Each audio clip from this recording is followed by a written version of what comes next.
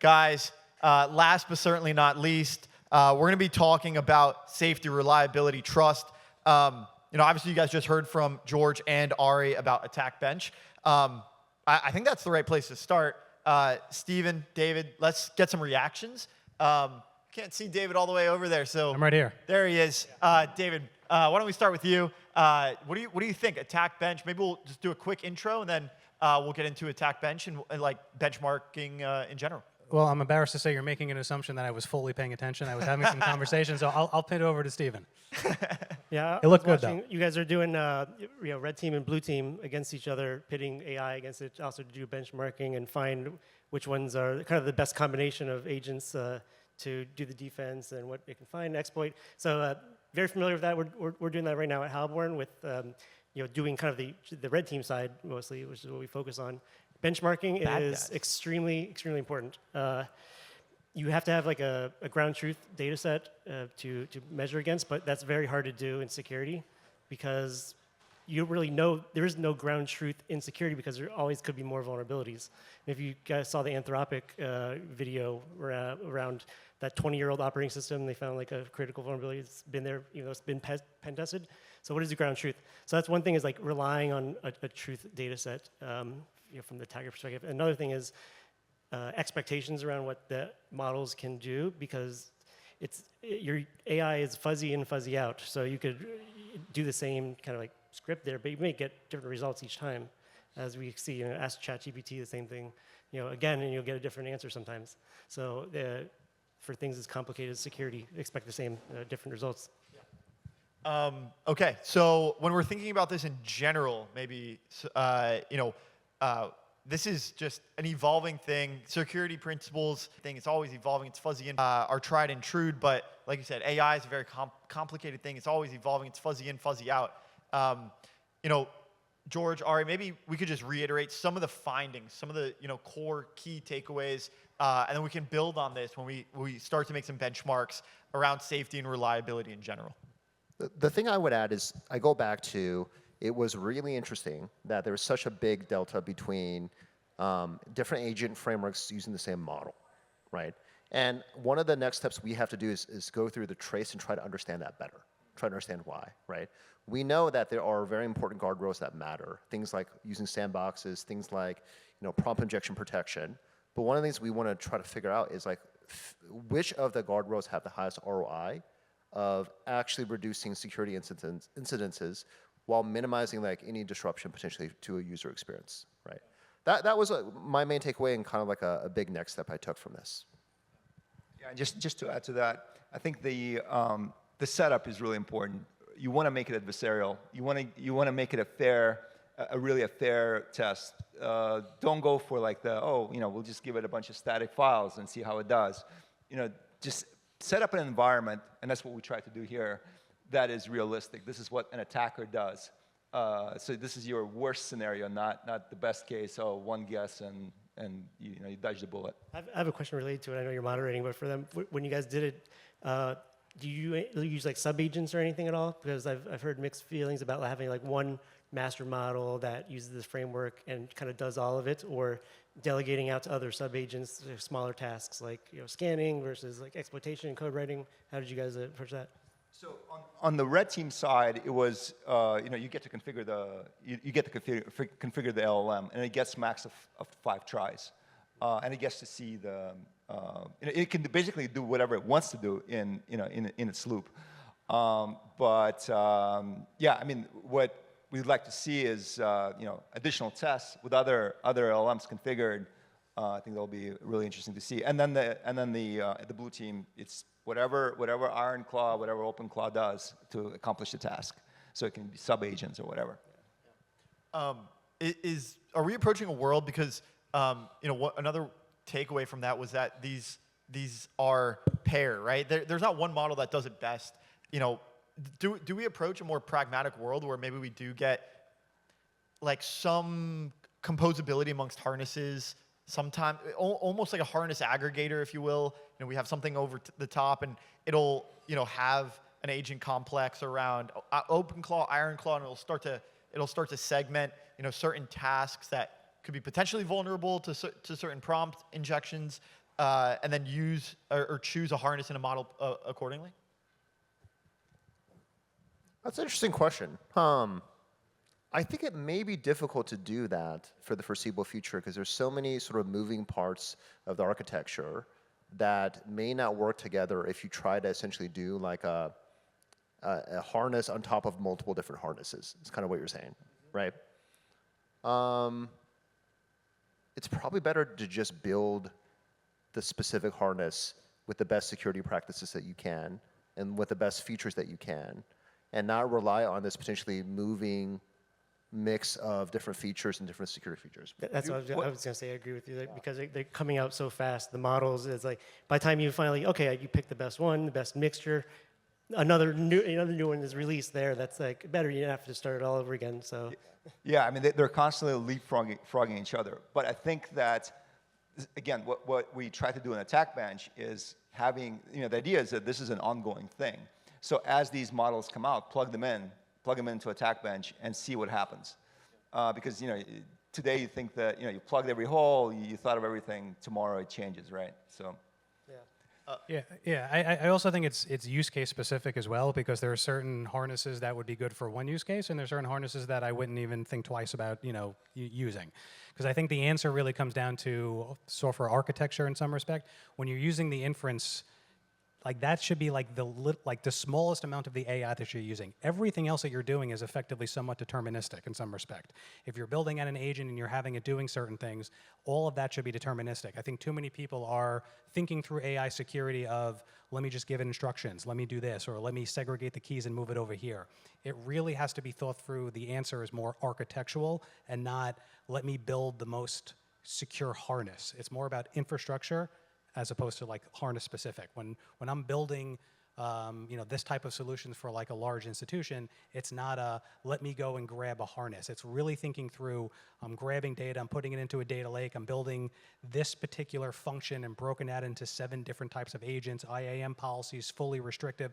The answer's a lot more complicated than just let me find that one harness and just deploy it. And so, George, you guys are building a harness at Near AI. How does this inform your thinking? What do you contribute to the roadmap as a result of what some of these findings? One of the most immediate things, literally, we're having Ari come to our all hands tomorrow to present some of the findings, because just taking the traces of like what happened, studying it, and then making sure to build the learnings into Ironclaw going forward is really important. I also think just bringing awareness to this is so important. Like, most of the conversation people have about different agent frameworks are about the capabilities, not around the security risks. But if you're actually using agent frameworks to do that as well. We heard a lot from George. Privacy matter a lot as well. We heard a lot from George and Ari, so I'd love to just get a better understanding of where Attack Bench is right now and how that can inform these things. I'd love to just get a better understanding of how Sovereign and Halborn are thinking about building these secure frameworks, and then ultimately, how these can all work together. Yeah, so definitely you've been thinking about it for a while because Halborn, one of our core capabilities is doing security testing and code reviews, smart contract audits, pen testing, and obviously a lot of that now is becoming empowered by these models, and people can build it and test it themselves. So I think that what we're shifting to is much like you guys are building the harnesses and hooks, is using the expertise and building around the models to, one, benchmark, do the research for it that can be provided. And it's almost like prompt engineering mixed with MCP creation, mixed with data flow of how you construct the execution, whether it's an attack path, defense path, or even does have to be security, just advisory recommendations. So the way you ask things and the way you put the data together for us, like the customer experience, is putting all in one package rather than just singular requests and get results from that too. Because the overall security is what really matters. Not we've taken that approach since the beginning, and it's still the same. It's not about like, do you have a vulnerability in your code or layer 1 or smart contract? It's the mix of things. It's the custody. It's the infrastructure, like Dave had said. It's the code. It's the people, and all of that has to be kind of looked at, in comprehensive, full view. Yeah, I mean, nothing really to add from what Steven said. You know, there's nothing like specifically sovereign that we're doing as far as like a benchmark. But again, the proper way to think about it is just with any other architecture that you're building is to really think through what is the specific use case, think through the threat model, what type of access, you know, to what type of data, and just make your decision from there. It's not hard. AI security isn't something that we haven't seen before. It's securing code. I think the problem with what's happening is this world is allowing people who shouldn't be doing certain things to do things that they weren't able to do prior, which is causing a lot of security, you know, issues. So, you know, securing code, thinking through architectural security, thinking through, you know, how to air gap certain decisions into enclaves, like those are things that we've done before and we're going to do in the future. So there's nothing new here. But I think what's happening is people are deploying things that they, I don't want to say shouldn't be doing, but it's making things easier for people, but then they're just completely exposing their entire lives. So Yeah, and I think we have the exposure still around like blind reliance. Like people even, I feel sometimes like almost you trust the AI you're working with too much, and it's not about like not thinking for yourself. It's that, you know, it does it so quickly and so fast that you don't, you know, challenge it sometimes, and you can have like take it back as a judge to do it, challenge it for you. But at what point do we really take it back and say like, all right, is what we're doing, does it make sense, and can we trust the results or the defense or whatever it is for all of that fundamentally? yeah, I mean, perfect point is, you know, you're not going to have one employee that's going to write your code, do the security scan, approve, deploy, manage your infrastructure, but that's how everybody's thinking about AI agents today. And the answer isn't simply just, well, pick 4 different sub-agents. That's not how you have to think through things. Again, identify the pieces in your architecture that can be deterministic and not done through the agent. That is the proper security model. I have actually a question for my fellow panelists, if you'll humor me, which is, you know, a lot of when you're writing code, oftentimes for every 1,000 lines of code, I think it's what, like 10 to 20 bugs per 1,000 lines of code. Crypto as an industry is built upon the premise that essentially code is law, right? Given the amount of bugs that exist and connected to the fact that code is law in crypto and the amount of money at stake, what do you guys think that will mean for this period of time in the crypto industry going forward? For related to AI and the matter, I think that, well, lines of code, you can't really tie a value to that. That's actually even something, you know, applies to us. Like a lot of security reviewers will look at lines of code, and the more lines they are, the more you charge somebody for. I've never believed in that model since the beginning. I think it's, you know, complexity, value at risk is more important for that. It's, you know, how, you know, that's really the way you apply to it. If you have something that is high impact, highly complex, that has a lot of stakes, that should be treated much more secured and much more valuable. That you should be, you know, taken serious with our time. And you know, when you look at charging somebody for that, or if you put a stake inside of something, it's the more exposure you give it, the more your risk you're taking on. So I think we're now going into a world where it's not about quantity and it's not about time either, because things can happen very quickly. You look at something that's maybe 1,000 lines of code more, and it's just seconds difference of what the AI can do for like a review on that. So I think that you have to think about, you know, more than just quantity or time. It's more about results driven. That's you know, results driven, and the results are usually around what kind of impact or what kind of you know, complexity around the ecosystem, around the crypto is involved with it. You know, it's kind of like you're looking at not just one thing, but you're looking at the concentration of assets and infrastructure that surround that and integrate with it. I have a question around the use case, right? If we're starting from, you know, here's the use case, and then threat detect the use case. You know, see what kind of threats are potentially going to penetrate this thing.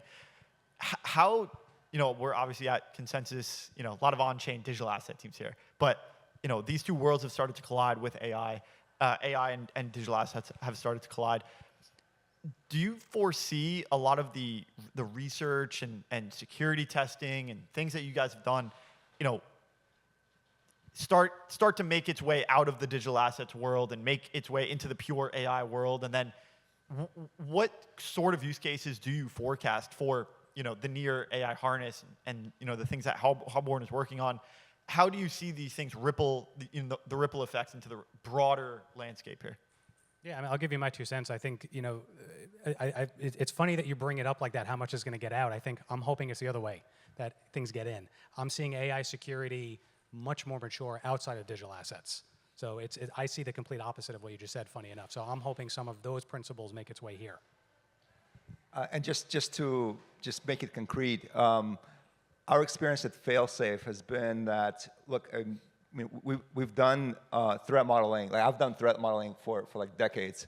I spent like 8.5 years at Microsoft, and it was a religion there. Not as much as other companies I've been with. Threat modeling directly applies to Web3, to Web2, as well as to agents. And I really mean, like, traditional, what are the security boundaries? What's, the data flow diagram? What are the invariants? And having LLMs build that out for you, I mean, this is something that we did with Swarm. It works quite well. I mean, the LLM still has creative freedom to explore different, to use its knowledge base. But when you give it this kind of framework, it produces better results. I predict there's going to be a lot of security engineering hiring at crypto Web3 firms in the next few years. And I also predict our friends that end up doing a Web3 flavor of security or experts at that will get a lot of business from a lot of protocols. I also think what will be super interesting as well is that if you think about like what these agents are becoming, one way I think about these agents is you can have general assistant agents that help you with general things like emails and calendars, et cetera. You can have vertical specific agents, things like Harvey Lagora for legal. Maybe there's a vertical specific version of a security agent for crypto in the Web3 world. And you have horizontal agents that do engineering, like Claude Code or Devin, or customer experiences like, something like Sierra or Decagon, right? I think the ones that I think all three will impact crypto for the foreseeable future. The general assistant is going to make everyone more productive. The vertical specific crypto agents may end up impacting yield and security and a couple other things. And like all the other industries, I think crypto and Web3 will adopt a lot of the functional experts to help make their engineering more efficient, sales and marketing more efficient, et cetera, as well. Yep. So I agree with what all three of them said. So another different perspective on how like the security aspect may spill out into the real world or vice versa. Something we're not thinking about or really have a framework around is privacy and policy and also liability for that. So I see a lot of people building these agents that are doing crypto trading and trade on my behalf or do arbitrage automatically for me or open clause, say, hey, like liquidate my portfolio and put it into here, take it out. It's like you're giving trust to access to do all that. But when it goes wrong, because again, fuzzy in, fuzzy out, or maybe something goes off the rails, whose fault is that? And like who's to blame for it? You, the agent, the LLM developer, the host that's using that agent, and how much access do you give it? As far as to the keys of the collateral. And I think that when it comes to we see even like outside crypto, like IP rights. In music, there's like these new apps like Suno that are making these amazing songs, and like there's artists that are like now wanting to say, hey, they're like training on my song. But it's like, okay, well, before we had AI, when every time you listen to music growing up, you're being trained on that song too, in a way. So it's like it's a weird, psychological way of looking at what's the difference between all that. And I think that's going to be a very weird world pretty soon on how we can do it outside of the tech, just like law, privacy, and compliance around that. What are some of the things that you're most excited about, as we tighten up, the security around these things? Are there, use cases or customer propositions? I'd imagine, in Near and Halborn in particular, you're, traditionally a crypto kind of security company, but you're now expanding outwards. What are you guys most excited about this new world?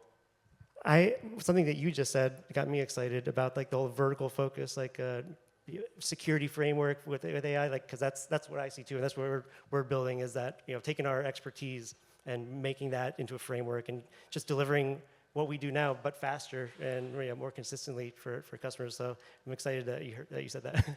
I also want to just inject a little excitement into this because I personally think people aren't talking enough about the fact that a lot of these technologies we're working on, I think will usher in an era of abundance never before seen.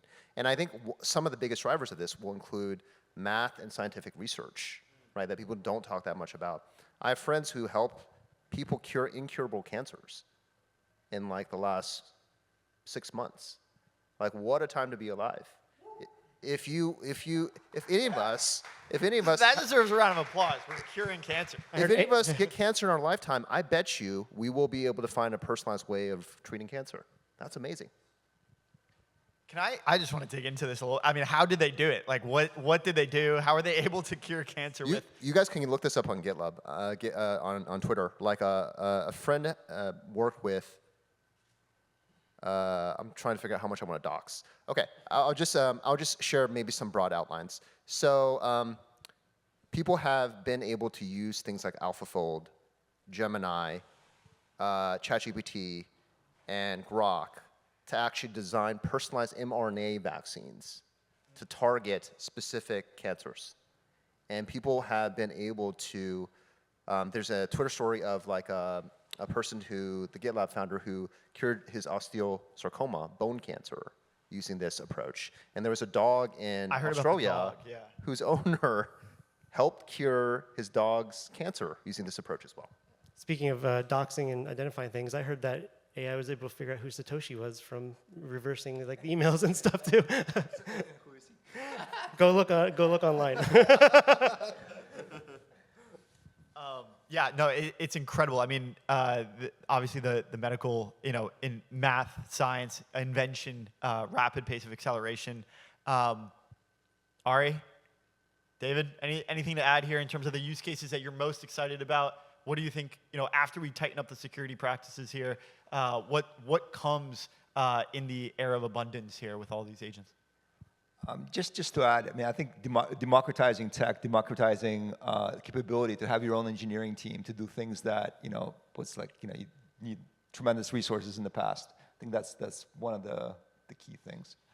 Yeah, for me, like I was talking to Steven about this before, like I feel like I'm wearing an Iron Man suit. I can do like 100x I'm more productive. I can teach myself things that I've never, not that I wouldn't have been able to teach myself before, but like I can learn something in an hour that would have normally taken me 2 or 3 weeks, which means I can explore projects that I wouldn't have had time to.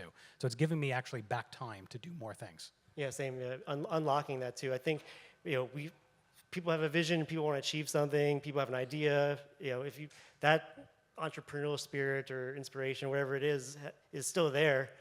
We're just able to get to it much faster. And I think we are having the age of abundance, but we've been in like the age of impatience for a long time with things. I mean, things are just happen faster, and everybody wants faster, faster. So now, we're getting that too. So it's satisfying in a way. Last thing I got for you guys is just I just want to hear your favorite tool, your favorite AI tool. George is going to say Iron Claw. We already know, but maybe he has another one. And just one tool that you think it's ready, everyone should use it. Your favorite one, it makes you the most productive. Just one tool as we finish up here and we get ready for our. It has nothing to do with security. It's Suno. I like it. Yeah. Okay. It's a music making tool because I do music production. And it's like at first I had a crisis internally. I'm like, oh my god, my creative work is I'm not gonna be able to make song. Now I'm like using it as like another advanced instrument in a way. Suno. Okay. Very cool. I'll choose a non-Iron Claw example. So, love Iron Claw. I also have been using Notebook LM a lot. And my favorite thing to do is like have like a complicated paper or something, like maybe a math paper or a paper from Hugging Face Daily Papers, and I'll drop it into Notebook LM, and I'll create a podcast on it, and I'll like listen to it while running in the gym or something. So that's been like really, really helpful. I got addicted to Opus in VS Code. It's just super productive. Yeah, I mean, nothing terribly exciting. For me, it's Claude Code and building my own harness and running my own agent. Epic. Awesome. Guys, thank you so much. That's a wrap.